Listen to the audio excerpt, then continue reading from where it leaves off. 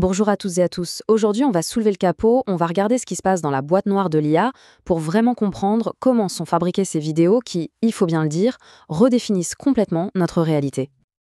Alors, la grande question qui est sur toutes les lèvres, dans ce monde rempli de Sora, de VO, comment est-ce qu'on construit vraiment de A à Z un générateur de vidéos par IA? Comment on passe d'une simple ligne de code à ces créations hyper réalistes qui déferlent sur nos écrans? C'est exactement ce qu'on va décortiquer ensemble. Pour bien comprendre, on va suivre un plan en 5 points. D'abord, on va parler de la course folle à l'innovation dans la vidéo par IA. Ensuite, on verra ce qu'est cet écosystème d'agents. Après ça, petit plongeon technique pour comprendre les modèles de diffusion. Quatrième point, le plan de développement concret en 4 étapes. Et on finira par voir comment tout ça se transforme en application réelle, du code jusqu'à la création. On attaque avec la première partie, la course à l'armement de la vidéo par IA. Il faut vraiment imaginer ça comme une course effrénée. La merveille d'aujourd'hui, c'est littéralement l'histoire de demain. Et cette vitesse, cette cadence complètement folle, c'est la contrainte numéro 1 qui va dicter toute la manière de construire ces systèmes.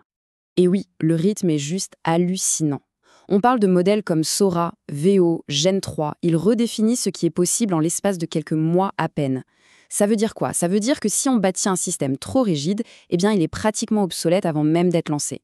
La flexibilité ici, ce n'est pas un luxe, c'est une pure question de survie. Et ce n'est même pas une hyperbole. Regardez cette citation. Une solution à la pointe de la technologie peut devenir obsolète en espace de 6 mois. 6 mois! C'est ça le vrai défi. Comment est-ce qu'on peut bien construire pour le futur dans un domaine qui change plus vite que les saisons?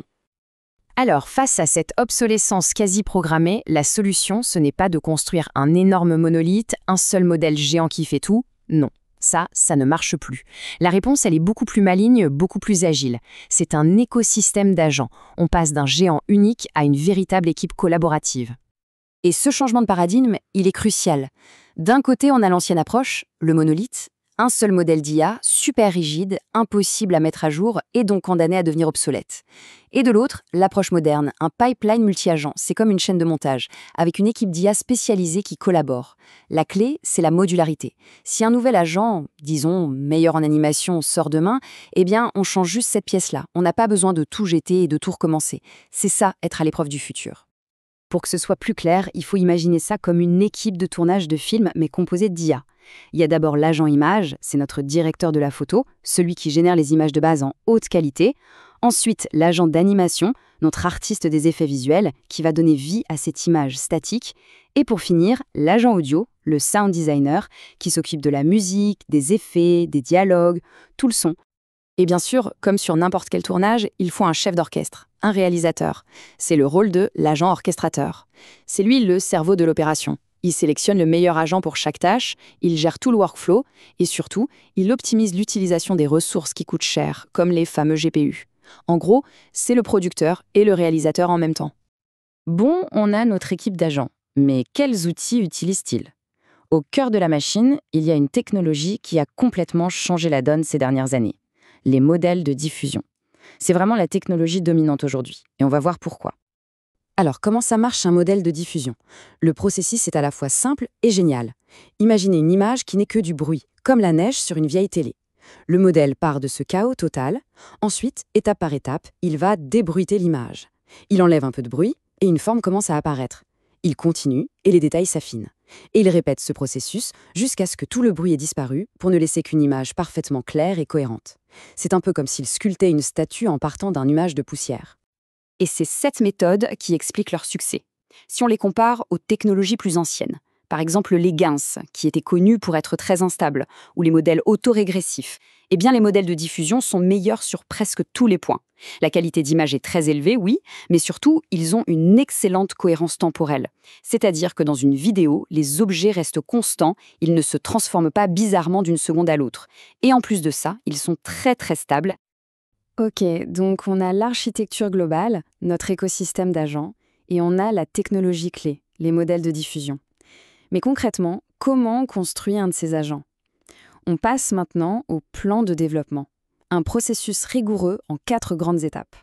Et la première étape, c'est les données. Et là, attention, c'est un travail de titan. Regardez ce chiffre, 80%. Jusqu'à 80% du temps d'un projet peut être consacré uniquement à la préparation des données. C'est énorme. Ça veut dire que le plus gros du boulot, ce n'est pas d'écrire le code de l'IA, c'est de préparer le carburant qui va la nourrir. Parce que sans de bonnes données, le meilleur algorithme du monde ne sert absolument à rien. Et quand on dit préparer les données, c'est bien plus que juste télécharger des vidéos sur Internet. C'est un processus hyper méticuleux.